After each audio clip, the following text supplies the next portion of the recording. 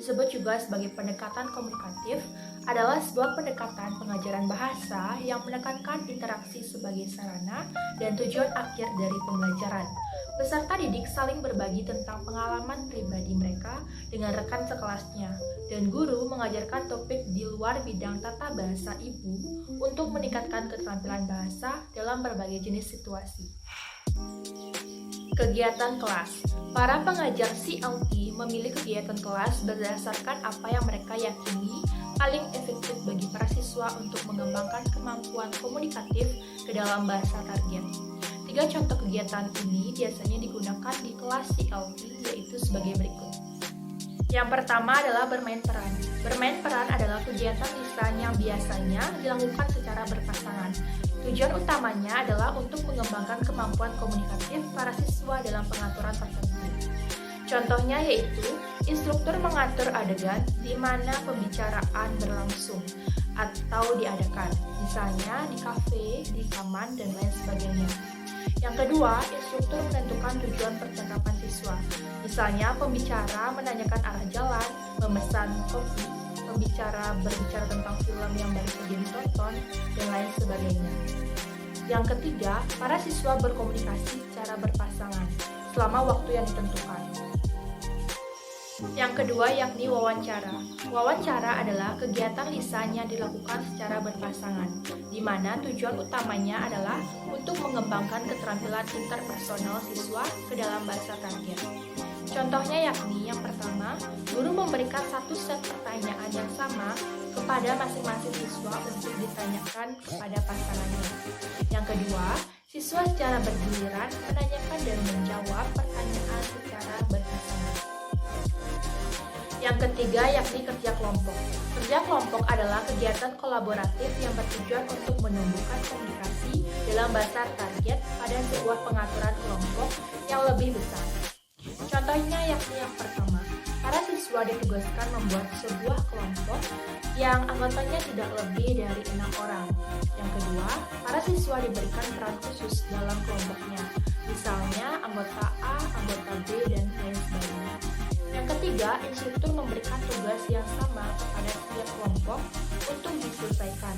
Yang keempat, setiap anggota kelompok menggunakan waktu yang telah ditentukan untuk mengerjakan bagian tugas yang telah diberikan kepada mereka.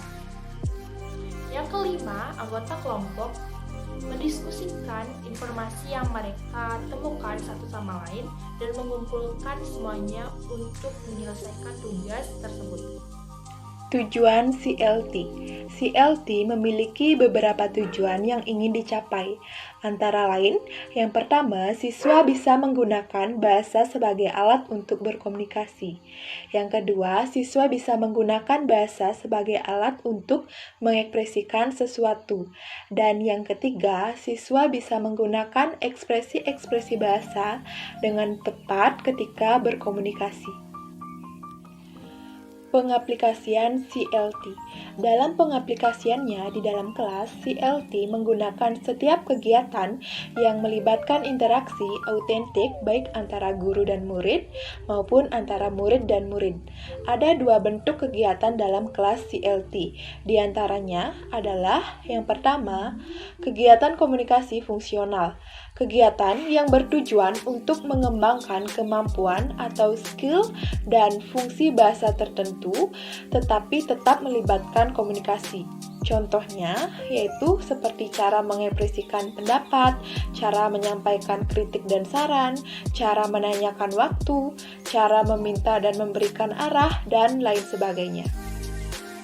Yang kedua, kegiatan interaksi sosial. Kegiatan yang menekankan pada penggunaan bahasa tersebut. Contohnya yaitu seperti percakapan dan diskusi, dialog, bermain peran atau role play, interview, information gap, games, language exchanges, survey, peer work, dan learning by teaching.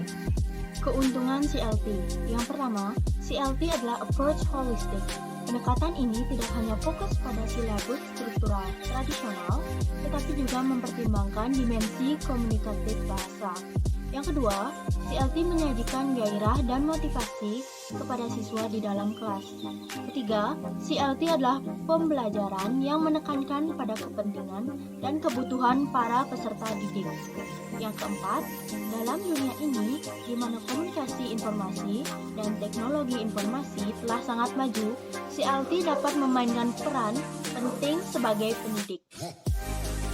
Kelemahan CLT. Yang pertama, metode ini sulit diterapkan di dalam kelas yang sangat ramai. Kedua, guru harus menjadi orang yang memiliki pengetahuan yang sangat luas dalam bahasa asing dan bahasa ibu.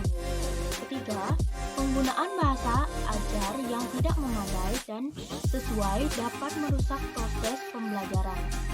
Keempat, pengetahuan teoritis guru harus sangat baik dalam hal praktek.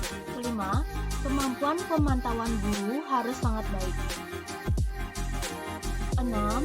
Pengajaran tentang aspek struktural bahasa atau grammar sangat sulit dipraktekkan dalam metode ini. 7. Pendekatan CLT hanya berfokus pada kelancaran, tapi tidak pada ketepatan. 8. Peserta didik yang lemah dan tidak bisa menggunakan bahasa target akan terus melakukan kesalahan dan pada akhirnya akan menyerah. 9. Pendekatan CLT sangat tepat untuk kelas intermediate dan advance, tetapi untuk pemula atau basic, pendekatan ini tidak tepat.